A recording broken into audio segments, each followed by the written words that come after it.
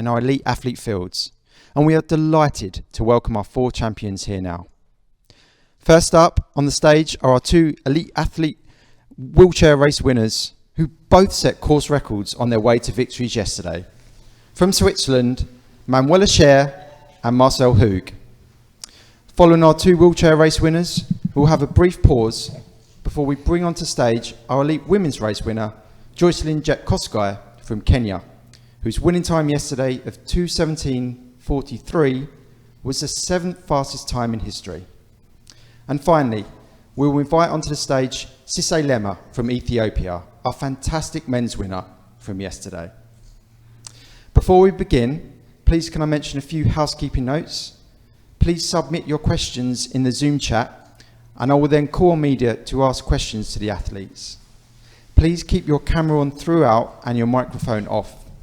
And please only turn your mic on when you're called to ask your question, and then turn it off afterwards. Thank you very much, and we'll begin by asking a couple of questions to Manuela and Marcel. So, Manuela, a course record, how did it feel yesterday? It felt great to be back on the old course in London, and we even had a crowd, so it was amazing to actually be able to race again and to get that marathon feeling that I missed so much. So it was just, yeah, a perfect day. And Marcel, a course record for you too.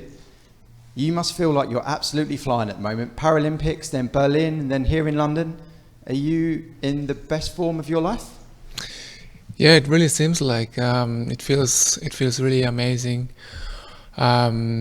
Physically, it feels great. Material, the new race chair feels just like flying. Mentally, everything is perfect right now, and at the moment I'm just enjoying doing races again, doing the marathons. It's very nice to be back, so I just enjoy it. And how much rest are you going to get, Marcel? You're off to America for the 2 majors next weekend, Chicago followed by Boston. What are your plans the next few days? Yeah, exactly. I have a very busy schedule. Go home first today for 2-3 days, and then again go to Chicago for the marathon on Sunday, Boston next day, and then come back home, and then New York and one in Japan. And Manuela, yesterday, how happy were you when you looked outside the window yesterday morning and it was sunshine and not the rain from last year?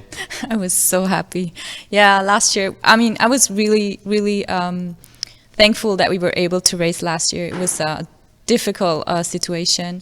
But yeah, it was totally different to be on the old course, and of course in dry conditions and warm enough for us. And yeah, I was really happy when I looked out the window, because the days before was really bad. So I really hoped for good weather so I could really show what I'm able to do. So yeah, it was perfect conditions. And Manuela, for a lot of the time yesterday, you were out there pushing on your own. How hard is it mentally when you're out there with no one around you? I actually like that kind of racing. I like going for a fast time. I prefer a fast race than a tactical race.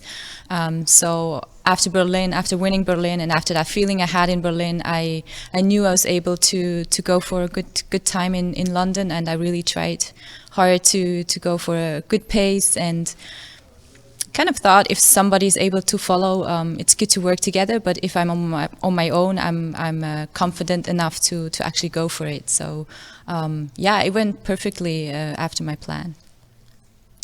Great. I think we've got our first question coming in. So Andy Edwards. Andy. Sorry, hello. Just unmuting myself. A question for both Manuela and Marcel. Have they introduced any changes in their racing wheelchair design in the last year or so during the pandemic? We hear a lot about the new shoes for runners, but what about elite wheelchair competitors? Are they always trying to look for the developments in their racing chairs? Thank you. Marcel, you've had a lot of questions on your chair. Do you want to answer that one first? Yeah, there were a lot of questions about my new chair. Obviously, we tried in this project we had, a Swiss project, we tried to develop a new and as good, as fast as possible chair. So it was a very interesting project for me. I learned a lot. It was very exciting to be involved in this project. And I think it's very important that also in wheelchair racing, the material also develops, is getting better and better, trying to use the newest technology. So also hope that it brings the sport to a next level. So I think it's the same in wheelchair racing, same as in other kind of sport, like running with the new shoes. It's the same. And Manuela, what changes to your chair, or if any of you had in the last year or so? Yeah, I've been working with Honda for quite a few years now. The frame stays almost pretty much the same, but we are always trying to improve like details and work on different parts of the chair. And yeah, I think it's great to be part of this movement and this technology, and being able to bring in new ideas and improvements. Marcel, what does recovery look like for you? You've obviously had a very busy run. What does the next few days, is it no training whatsoever, it's just refueling? What will the next few days look like?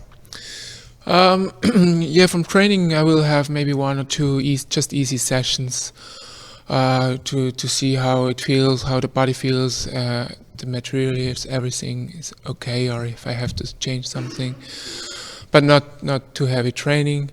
Have a little massage, good sleep, good food, eat, and yeah, that's all.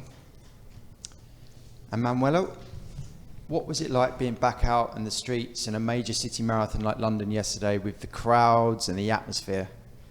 I enjoyed it so much. I enjoyed it in Berlin. I enjoyed it here. I'm looking forward to Boston and New York. It's just, it feels like a little piece of normality back. So yeah, I missed it so much, and it's great to be able to race in the streets of the cities with a crowd, and yeah, just that vibes that you get. Yeah, I miss that very much.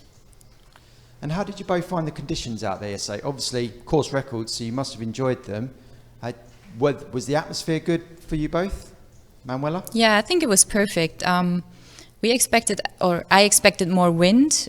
I expected it to be windier, but it was actually okay in the morning until we finished when it picked up a little bit. But during the race, it was warm enough. It was dry. It was not too windy. So I think it shows that it was a good day for racing. Marcel? Yeah, totally agree. The conditions were great. The weather was good. The temperature, not too much wind.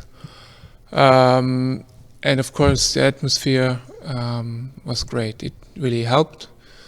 I just was a little bit worried about the roads. It felt like I hit every single hole on this road. So I thought I should have a puncture. It's not just a question of if I have a puncture, it's a question of when. So I was very worried about the whole time. So yeah, I tried to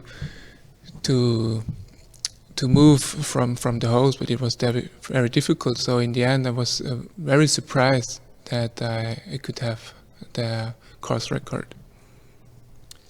I think Andy Edwards has another question. So over to you, Andy. Oh, hello. This is for Manuela.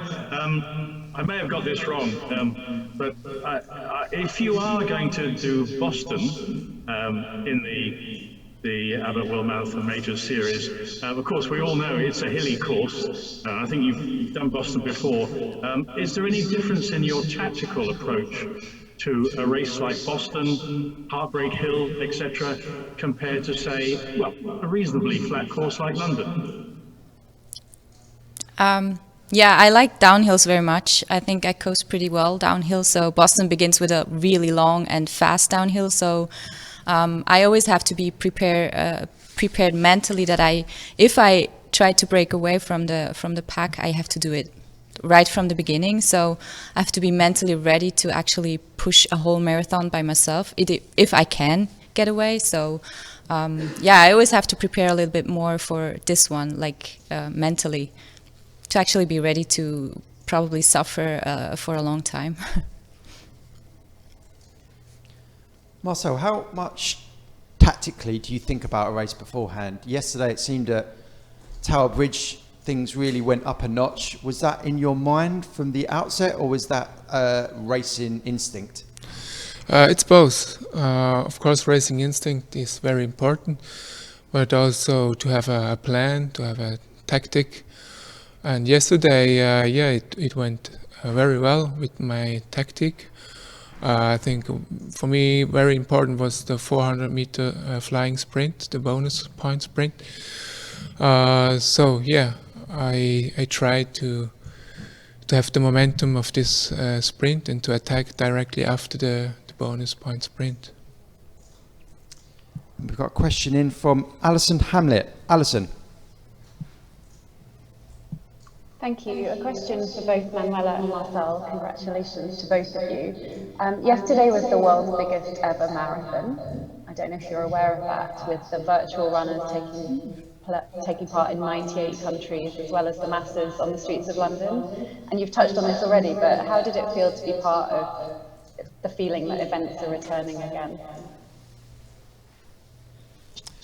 Manuela. I think it's always great to be part of a marathon, especially a major marathon, because you travel to a city and you feel that marathon vibes the whole weekend, and everyone is excited about. And I think everyone waited to actually get out there and run again and be part of this feeling. So yeah, you feel like part of a community, and it's really great to be back with the family. So yeah, I enjoyed it so much.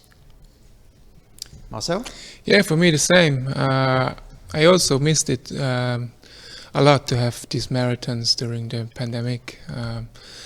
So it's really nice to be back now and to share this feeling together with so many other persons doing the marathon is just great. Yeah. Brilliant. Well, thank you very much. We're going to wrap this up now. Congratulations once again to both of you. Rest up. And we look forward to seeing you racing in Chicago and Boston at the weekend. Thank you. And we'll be back in one moment with Joycelyn Jepkoskai.